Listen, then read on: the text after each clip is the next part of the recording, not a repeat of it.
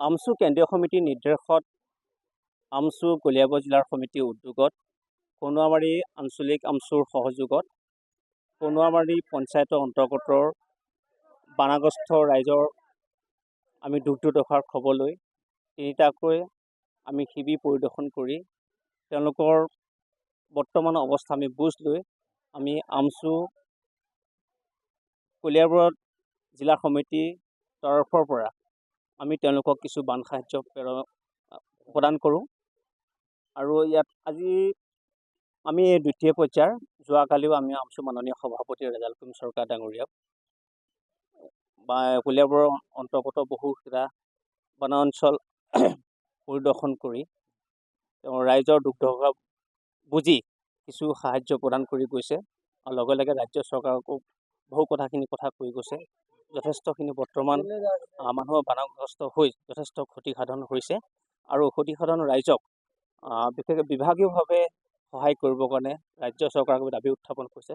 ঠিক সমান্তৰালভাৱে আমিও আজি আহি এই অঞ্চল পৰিদৰ্শন কৰি দেখিছোঁ বানগ্ৰস্ত মানুহৰ দুৰ্দশা দেখি চকুলো নিগৰিছে। তাতকৈ আৰু বেছি একো হ'ব নোৱাৰে। যথেষ্ট দুখ আৰু বিশেষকৈ চৰকাৰখনে বিশেষকৈ যেনেকৈ দম্ভালি মাৰি যেনেকৈ কথা বতৰাখিনি কৈ আছে বানগ্ৰস্ত ৰাইজৰ লগত আছোঁ বুলি কৈ আছে, কিন্তু আজি তাৰ এখন সম্পূৰ্ণ এখন ওলোটা ছবি আমি দেখিব পাৰিছোঁ।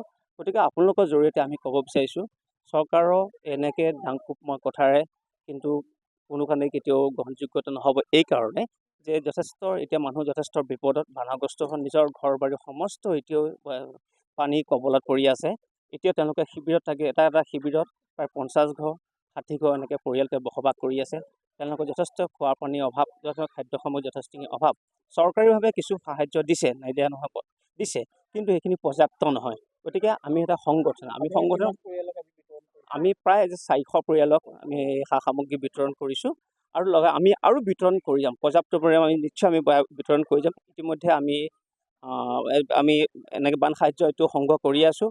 আমি যিমান পাৰোঁ এই কলিয়াবৰৰ অন্তৰ্গত বানগ্ৰস্ত ৰাইজক আমি সহায় কৰিবৰ কাৰণে আমি চেষ্টা কৰি আছোঁ আৰু কৰি যাম। গতিকে আপোনালোকৰ জৰিয়তে এই কথাটো ক'ব বিচাৰিছোঁ, বিশেষকৈ বিভাগীয় মন্ত্ৰী ডাঙৰীয়াক আমি ক'ব বিচাৰিছোঁ আপুনি আপোনাৰ বিভাগৰ এই ক্ষেত্ৰত অলপ কঠোৰ নিৰ্দেশ প্ৰদান কৰাৰ প্ৰয়োজন সাপেক্ষে আপুনিও আহি পেলাই এই শিবিৰবোৰ ভ্ৰমণ কৰক। মানুহে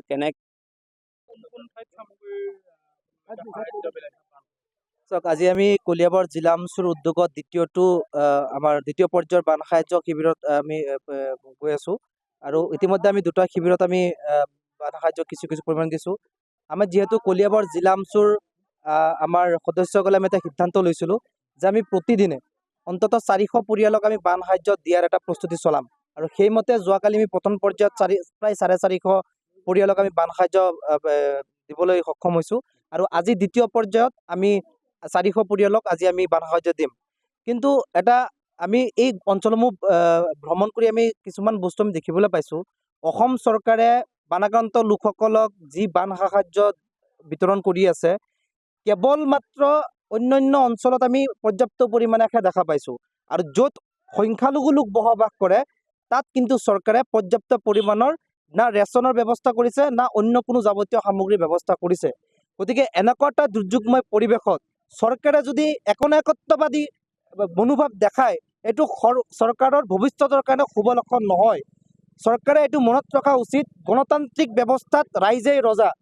গতিকে আজি যিসকল মানুহ এই দুৰ্দশাত ভুগি আছে তেওঁলোকৰ প্ৰতি যে চৰকাৰে ভাল এটা নজৰ দিয়া নাই সংখ্যালঘু লোকৰ প্ৰতি, এই মানুহখিনি অভিশাপত কিন্তু অসম চৰকাৰ অভিশপ্ত হৈ এই অহংকাৰী চৰকাৰৰ কিন্তু শীঘ্ৰেই পতন ঘটিব।